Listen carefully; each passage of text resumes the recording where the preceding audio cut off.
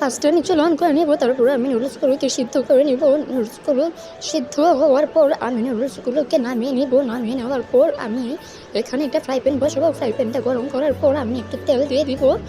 তারপর তেলটাকে গরম করার পর আমি দিয়ে দেবো পেঁয়াজ। পেঁয়াজগুলোকে খুব ভালো করে ভাজতে হবে, তার জন্য খুব নাড়ছি। তারপর পেঁয়াজগুলোকে ভাজার পর আমি দিয়ে দেবো দুটো ডিম খুব ভালো করে ভাজতে হবে। তারপর আমি এখন নামিয়ে নিব।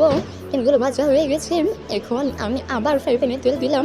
তেল দেওয়ার পর খুব গরম করার পর আমি এখন দিয়ে দেবো সিদ্ধ কাঁচা আলুগুলোকে খুব ভালো করে ভাজতে হবে। ভাজার পর আমি দিয়ে দিলাম একটা বড়বটিগুলোকে খুব ভালো করে ভাজতে হবে। ভাজার পর আমি দিয়ে দিলাম টমেটোগুলোকে খুব ভালো করে ভাজতে হবে। ভাজার পর আমি এখন দিয়ে দিলাম কাঁচামরিচগুলোকে খুব ভালো করে নাড়াচাড়া করে এখন দিয়ে দেবো আমি টমেটো সসগুলোকে খুব ভালো করে মিক্স করার পর আমি এখন দিয়ে দেবো নুডলসগুলোকে খুব ভালো করে মিক্স করতে হবে।